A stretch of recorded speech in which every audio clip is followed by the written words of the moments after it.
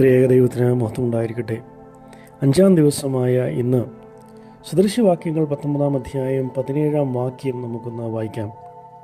കൽപ്പന പാലിക്കുന്നവൻ ജീവനെക്കുറിച്ച് സൂക്ഷ്മതയുള്ളവനാകുന്നു, ദൈവ വഴികളെ നിന്ദിക്കുന്നവൻ നിഹതനാകും. നോമ്പ് കാലത്ത് നാം എന്ത് ഉപേക്ഷിക്കുന്നു എന്നതിലല്ല, മറിച്ച് നാം എന്ത് നൽകുന്നു എന്നതിനെക്കുറിച്ച് കൂടിയാണ്. നമ്മുടെ ഇടയിൽ ഒരുപാട് ആവശ്യമുള്ളവർ, ഒരുപാട് ചെറിയവർ നമ്മുടെ ഇടയിൽ ഒക്കെയും കഴിയുന്നു. അവർക്ക് വേണ്ടി നാം എന്താണ് ചെയ്യുന്നത്? അവർക്ക് വേണ്ടി എന്താണ് നാം മാറ്റിവെക്കുന്നതെന്ന് യേശു തമ്പുരാൻ നമ്മോട് ചോദിക്കുന്നു.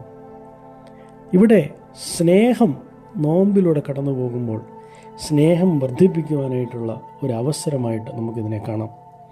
ചെറുതായിട്ടുള്ള ഒരു ദയ, അന്യനോടുള്ള ഒരു സ്നേഹം, ദാനധർമ്മം, അനുകമ്പ എന്നിവയിലൂടെയും വിശക്കുന്നവർക്ക് ഏതെങ്കിലും രീതിയിൽ നമ്മെക്കൊണ്ട് ഒരു ഉപകാരപ്രദമായ ഭക്ഷണം കൊടുക്കുകയോ, രോഗികളായിട്ടിരിക്കുന്നവരെ സന്ദർശിച്ച് അവരോട് ചേർന്ന് നിന്ന് പ്രാർത്ഥിക്കുകയോ, അല്ലെങ്കിൽ ഏകാന്തമായി ഇരിക്കുന്ന ഹൃദയവേദന അനുഭവിക്കുന്നവരെ നമുക്ക് നമ്മുടേതായ രീതിയിൽ പ്രോത്സാഹിപ്പിക്കുകയും അവരോട് ചേർന്ന് നിൽക്കുവാനും നമുക്ക് കഴിയാറുണ്ടോ എന്ന് നമുക്ക് ചിന്തിക്കാം.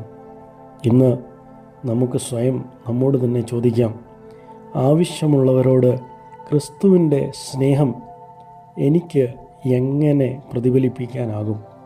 ഈ ചോദ്യം നമുക്ക് ചോദിക്കുവാനും അതിനോട് ചേർന്ന് നിന്ന് ചിന്തിക്കുവാനും കഴിയട്ടെ എന്ന് ആശംസിക്കുന്നു. ദൈവത്തിൻ്റെ നാമം മഹത്വപ്പെടുമാറാകട്ടെ.